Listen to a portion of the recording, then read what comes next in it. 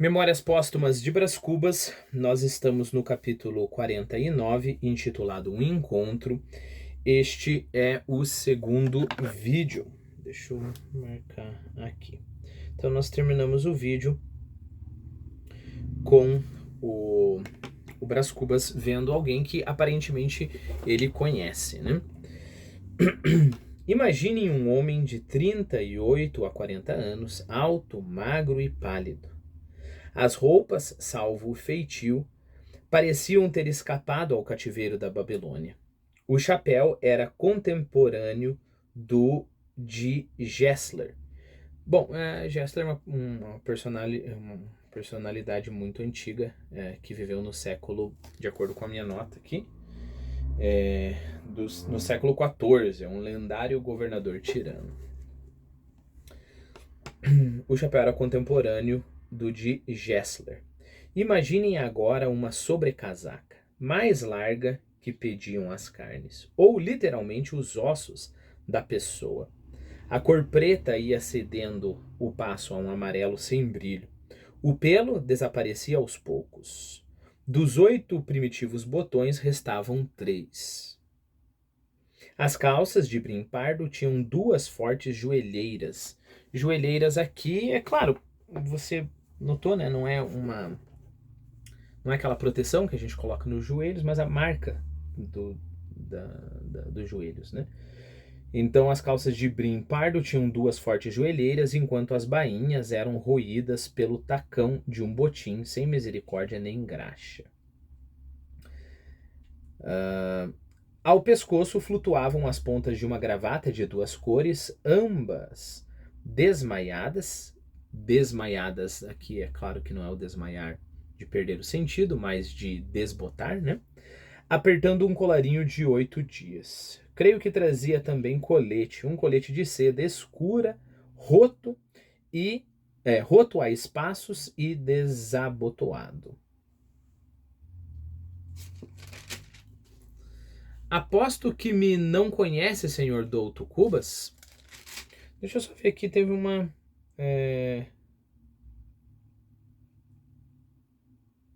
Bom, eu não sei por que eu fiz... Coloquei uma notinha aqui.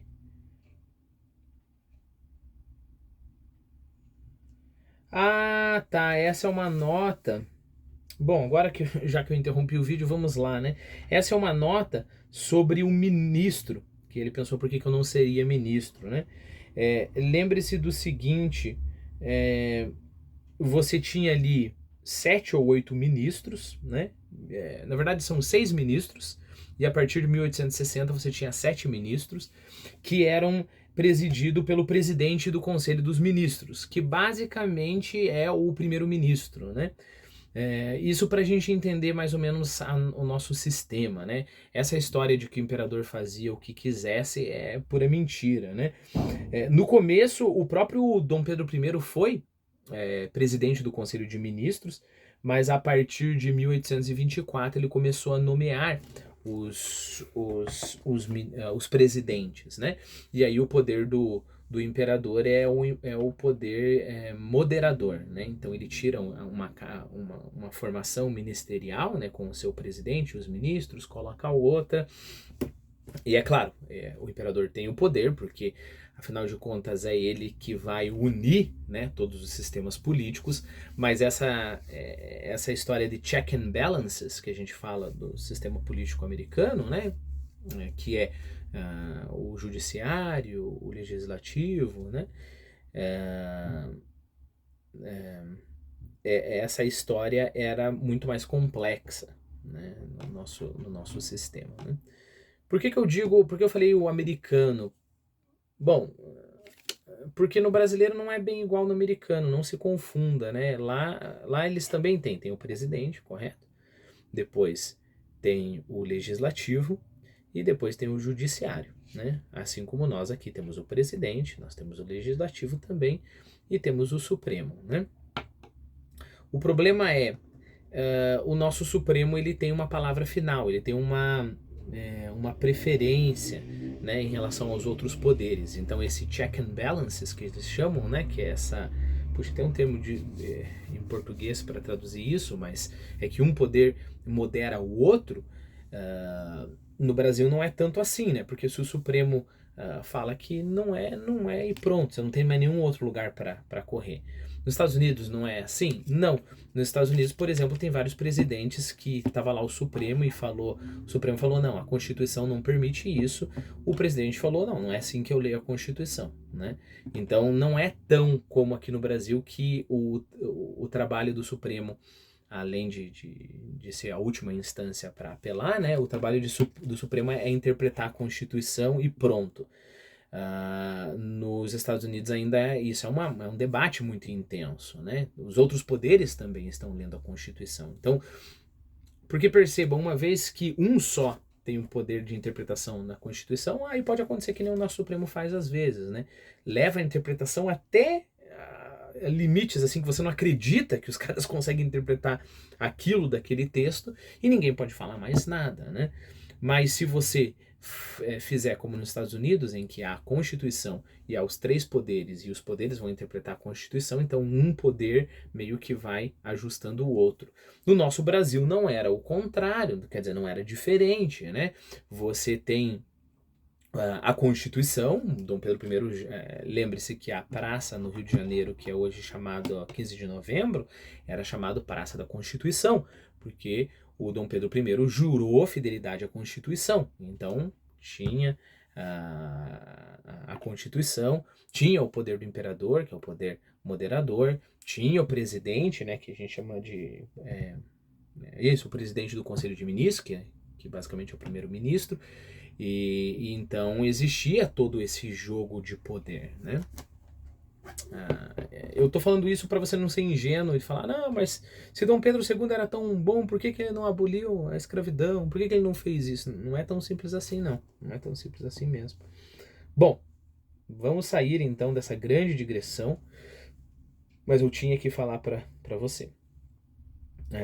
Então, 6, 7 ministros. Então, se você é um ministro, você está numa posição muito, muito grande. Por isso que a pretensão ali do Brás Cubas é enorme, né? Tu serás rei, Macbeth. Bom, o narrador já descreveu essa roupa toda gasta, toda rota de quem está chegando. E, de repente, essa criatura mal vestida fala com o Brás Cubas. Aposto que me não conhece, senhor doutor Cubas, disse ele. Não me lembra. Sou o Borba, o Quincas Borba. Recuei espantado. Quem me dera agora o verbo solente de um Bossuet ou de um Vieira para contar tamanha desolação. Era o Quincas Borba, o gracioso menino de outro tempo, o meu companheiro de colégio, tão inteligente e abastado. Quincas Borba? Não, impossível, não pode ser. Não podia acabar de crer que essa figura esquálida, essa barba pintada de branco, esse maltrapilho avelhentado, que toda essa ruína fosse o Quincas Borba. Mas era. Os olhos tinham um resto de expressão de outro tempo, e o sorriso não perdera certo ar de escarninho, ou seja, de deboche, que lhe era peculiar. Entretanto, ele suportava com firmeza o meu espanto. No fim de algum tempo, arredei os olhos, se a figura repelia, a comparação acabrunhava. Acabrunhava aqui é prostrar, né? Prostrar é causar espanto, né? Causar abatimento, talvez seja melhor. Não é preciso contar-lhe nada, disse ele enfim. O senhor adivinha tudo. Uma vida de misérias, de atribulações e de lutas. Lembra-se das nossas festas, em que eu figurava de rei? Que trambolhão! Acabo mendigo. E alçando a mão direita e os ombros, com ar de indiferença, parecia resignado aos golpes da fortuna. E não sei até se contente, talvez contente, com certeza impassível. Não havia nele a resignação cristã, nem a conformidade filosófica. Parece que a miséria lhe calejara a alma, a ponto de lhe tirar a sensação de lama.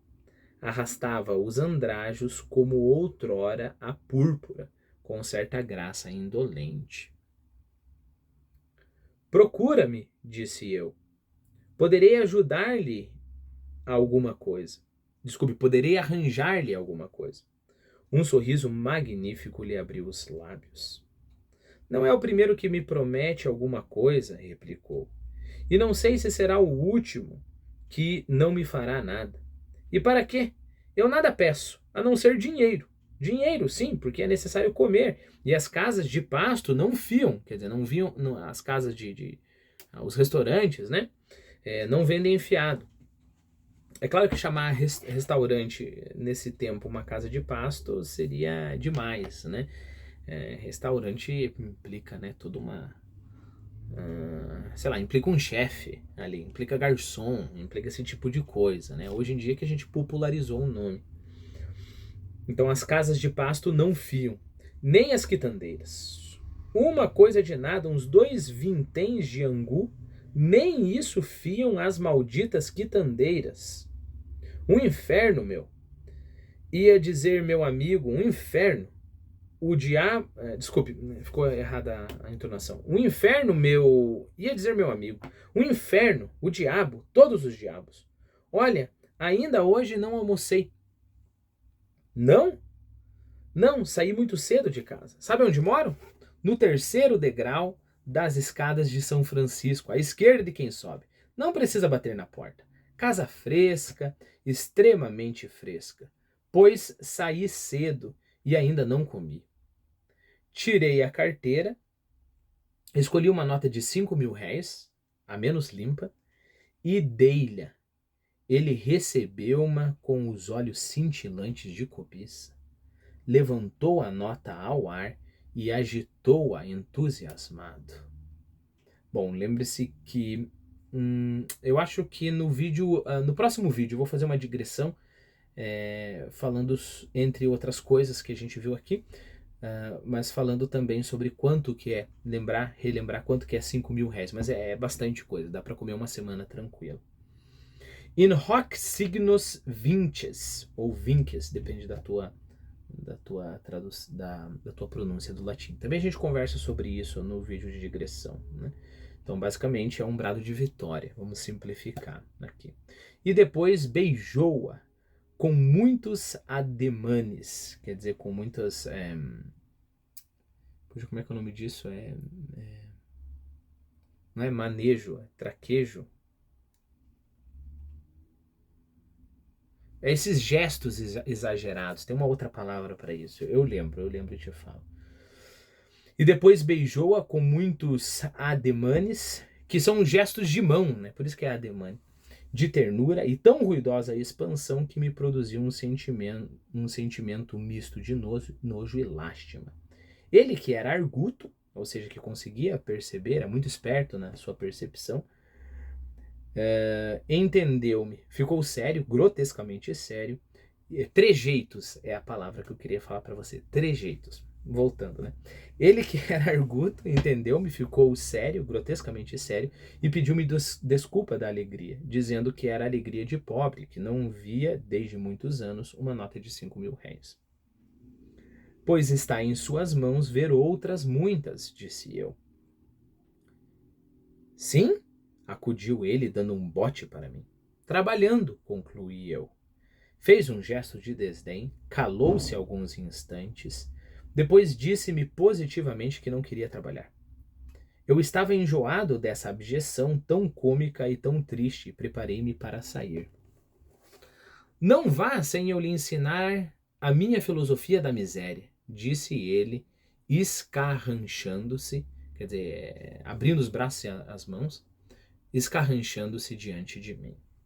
Bom, esse vídeo está com 14 minutos, como eu falei, então, próximo vídeo vai ser só a digressão, né? Para a gente explorar um pouco mais sobre as referências aqui. Se você não estiver interessado, vá para o outro depois desse, que eu vou continuar a leitura.